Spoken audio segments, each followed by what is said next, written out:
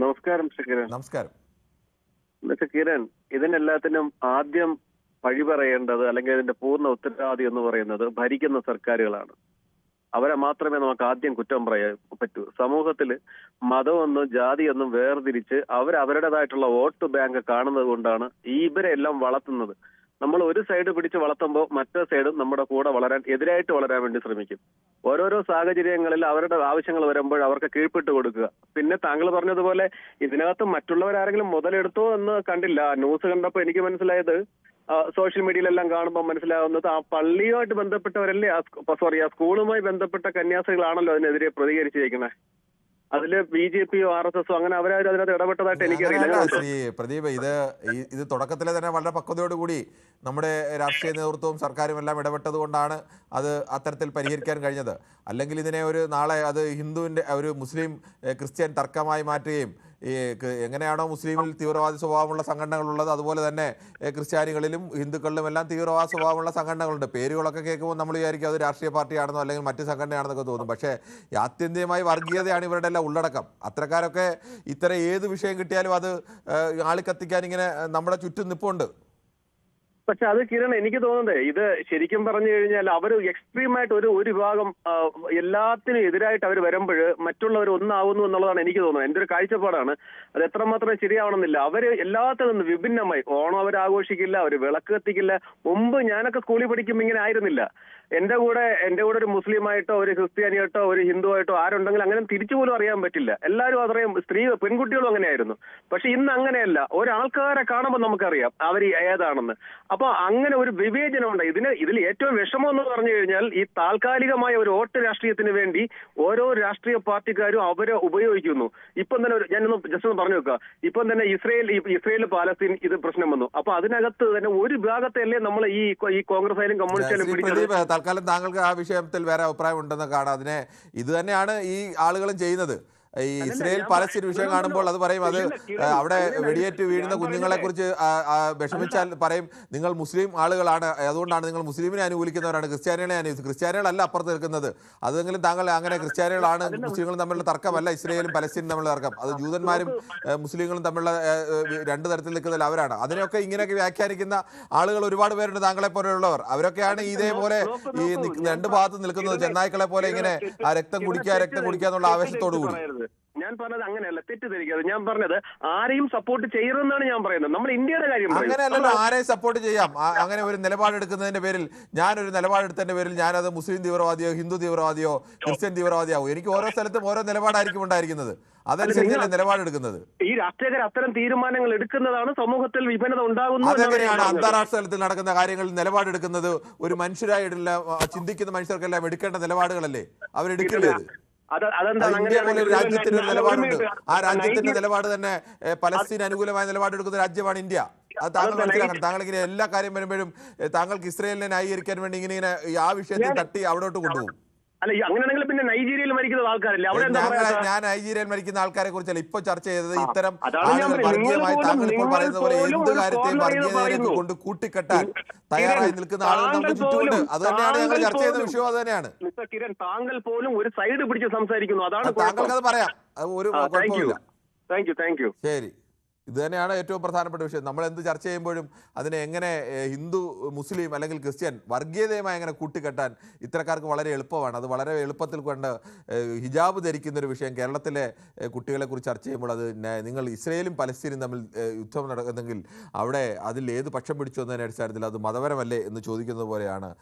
ശ്രീ പ്രദീപാണ് ഇടുക്കിയിൽ നിന്നും. ശ്രീ പ്രദീപ്, ഈ നമ്മുടെ കേരളീയ സമൂഹം, നമ്മൾ വലിയ പുരോഗമന സമൂഹം, അങ്ങനെ വർഗീയമായി അങ്ങനെ വേർതിരിച്ച് കാണുന്നൊന്നുമില്ല, എല്ലാവരുമൊക്കെ മതേതര ജീവിതമൊക്കെ പുലർത്തുന്നവരാണൊക്കെ പറയുമ്പോഴും ഇവിടെയും ഏത് സമയത്തും വർഗീയത ആളിക്കത്തിക്കാൻ വേണ്ടിയുള്ള അത്തരം ശ്രമങ്ങൾ ഉണ്ടാവുന്നുണ്ടോ?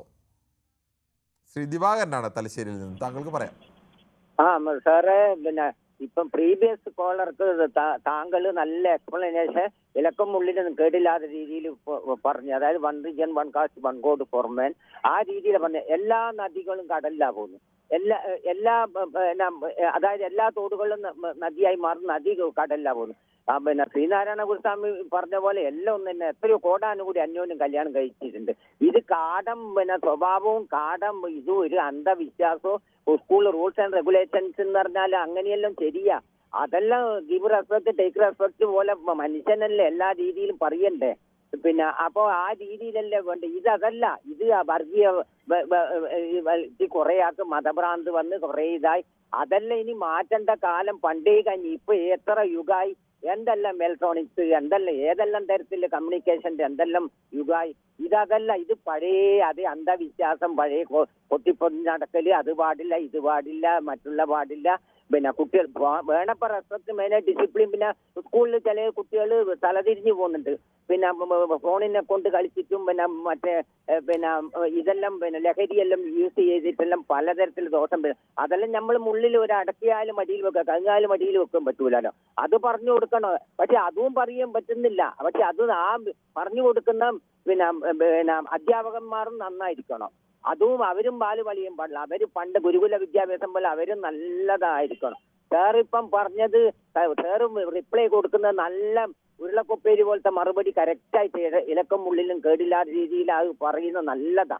അത് അറിവും നല്ല തലശ്ശേരിയിൽ നിന്ന് പ്രതികരിച്ച ശ്രീ ഉണ്ണികൃഷ്ണനാണ് പോത്തൻകോട് നിന്നും. ശ്രീ ഉണ്ണികൃഷ്ണൻ, ഹിജാബ് വിവാദത്തെക്കുറിച്ച് താങ്കൾ അറിഞ്ഞിരിക്കും.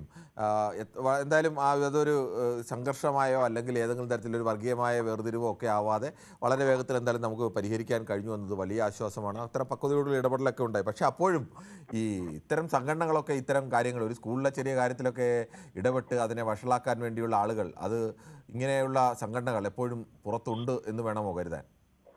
അതിനെ കുറിച്ച് പറയാ. താങ്കളിപ്പോ സോഷ്യൽ മീഡിയയിലൊക്കെ ഷൈൻ ചെയ്യണമെന്ന് ഞാൻ കണ്ട്. അത് എന്തായാലും കൊള്ളാം കേട്ടോ, രസമുണ്ട്. അയ്യോ, അതൊരു തമാശ. അന്നേരം നമ്മൾ ആ തമാശക്ക് പറഞ്ഞു പോയതാണ്. ആ പെങ്കോച്ചെടുത്ത് ഇട്ട് പിന്നെ എല്ലാവർക്കും ഭയങ്കര ഇഷ്ടപ്പെട്ട്. ഞാനിവിടെ വീട്ടിലെ കാണിച്ച് കണ്ട അന്ന് പറഞ്ഞ ഡയലോഗ് എനിക്കിഷ്ടപ്പെട്ടു. പക്ഷെ അത് പിന്നീട് ഇങ്ങനെ വരുമെന്ന് ഞാൻ അറിഞ്ഞില്ലല്ലോ. അപ്പൊ ഞാൻ എന്റെ വൈഫിനെ കാണിച്ച് നോക്കിയിട്ട് ഞാൻ പറഞ്ഞില്ലേ അവന് നല്ലവണ്ണം പുള്ളിക്കാരെ കൊടുത്തിട്ടുണ്ടെന്ന് പറഞ്ഞ്. അങ്ങനെയൊന്നുമില്ല, അതൊരു പുള്ളി ഒരു സെക്രട്ടറിക്കലായിട്ടോട് ചോദിച്ചു, നമ്മൾ അങ്ങനെ മറുപടി പറഞ്ഞു. ഇതെല്ലാം കൂടെ ചേരുന്നതല്ലേ. ഇനിയിപ്പോ പ്രദീപിന് പാവപ്പെട്ട ബെർമുടയെന്ന് വിളിച്ചപ്പോ പ്രദീപിന് കൊടുത്തു ചിലപ്പോ ഇനി ഉടനെ വരും മിക്കാറും. ഇത് സംഗതി ഞങ്ങളിവിടെ ഉണ്ട്, ഞങ്ങൾ എങ്ങും വിളിച്ചിട്ടില്ല എന്നൊരു ഓർമ്മ കൂടെ ഇങ്ങനെ കാണിച്ചോണ്ടിരിക്കട്ടെ. അതിന്റെ ഒരു ഉദാഹരണമായിരിക്കും. താങ്കൾ ശ്രദ്ധിച്ചാണ് കുറച്ചാൾ മുമ്പ് കണ്ണൂര്, കുറച്ച് ദിവസമായുള്ളൂ, കണ്ണൂർ ഒരു ഷോപ്പിംഗ് കോംപ്ലക്സ് കത്തിയ സമയത്ത് 10,000 രൂപയുടെ ഒരു പിന്നെ മുതൽ അവിടെ നിന്ന് അടിച്ചു മാറ്റുന്ന ഒരു രംഗം നിങ്ങളെ ചാനലിലൊക്കെ കാണിച്ചായിരുന്നു. ഓർമ്മയുണ്ടോ അത്? അതെ, ഓർമ്മയുണ്ടോ? ഉണ്ട്. ആ സ്ത്രീയുടെ പിന്നെ ഏതെങ്കിലും ശരീരത്തിന്റെ നഖം പോലും പുറത്ത് കാണാൻ പറ്റുമായിരുന്നോ നിങ്ങൾക്ക് ആർക്കെങ്കിലും? ആ സ്ത്രീ എതിരെ പിടിച്ചിട്ടുണ്ടാ? അവര് പർദ്ദയിട്ട് അവരെ ശരീരത്തിന്റെ കണ്ണ് പോലും വലയായിരുന്നു. ഇതുവരെ അവരെ പിടിക്കാൻ കഴിഞ്ഞിട്ടില്ല. അതായത് വീട് കത്തുമ്പം വാഴ വെട്ടണം എന്ന് പറയുന്ന ഒരു വൃത്തികെട്ട ഒരു പ്രവൃത്തിയാണ് കാണിച്ചത്. അവരെ പിടിക്കാൻ പോലും കഴിഞ്ഞിട്ടില്ല ഇത്രയും ദിവസമായിട്ട്. അപ്പൊ ഈ വസ്ത്രത്തിന്റെ പേര് പറഞ്ഞ് മറ്റുള്ള ഇത്രയും കുട്ടികൾക്ക് അവര് ഒരേ രീതിയിൽ അതിനനുസരിച്ച് വരുന്നു. ഒരാളിന് മാത്രം ഒരു പ്രത്യേക പിന്നെ കുറെ വിഡ്ഢികളുടെ ലോകത്ത് താമസിക്കുന്ന കുറെ മതഭ്രാന്തന്മാര് പറയുന്നതും കേട്ട് പിന്നെ അങ്ങനെ മാറ്റി കൊടുക്കാനൊന്നും പറ്റില്ല. അതിപ്പോ താങ്കൾ ആദ്യമേ പറഞ്ഞ കണക്ക്